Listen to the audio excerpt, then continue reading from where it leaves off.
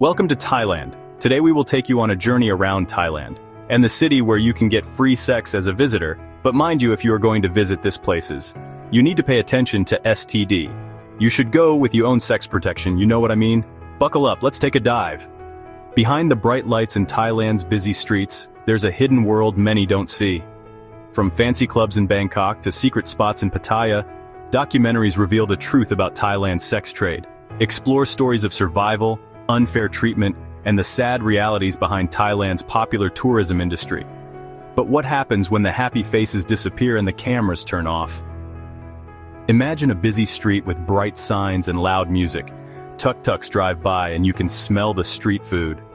But behind the excitement, there's a sadder side of Thailand, one many tourists miss. Documentaries about Thailand's sex trade show the difficult truth behind the happy face of tourism. Lately, documentaries about Thailand's sex trade have become important worldwide. These films show a part of Thailand caused by poverty, cultural beliefs, and more. The Land of Smiles, a darker reality, takes you inside the red light districts of Bangkok and Pattaya. These cities are famous vacation spots, but also the center of a huge sex trade industry. Women, men, and transgender people, called Kathoey in Thailand, often work in the sex trade due to lack of choices, need for money, or coercion. In this documentary, we follow a young woman named Nok. She's only 19 and left her small village for a better life in the city.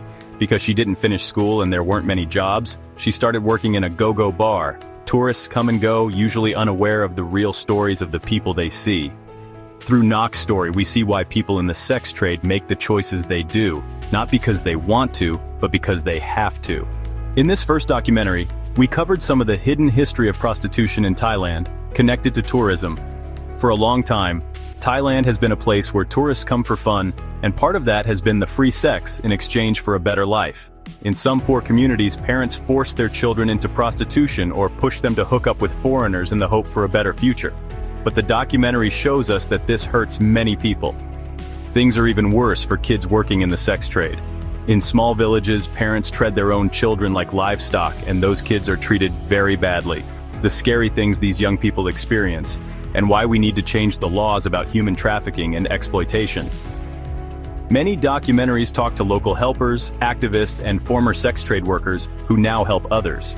Dr. Somchai, who studies society in Thailand, explains that although prostitution is illegal, the police often ignore it. It's confusing, he says in one of the interviews. It's illegal, but it's everywhere. You can't pretend it's not there. These documentaries show that more people are learning about exploitation, human rights, and economic inequality. As people learn more, they're trying to stop trafficking, make things safer for sex workers, and change the laws. These documentaries aren't just about Thailand. They show problems worldwide like human trafficking, inequality, and exploitation. We hope that by showing these hidden problems, governments and institutions can help make things better, not just in Thailand, but everywhere.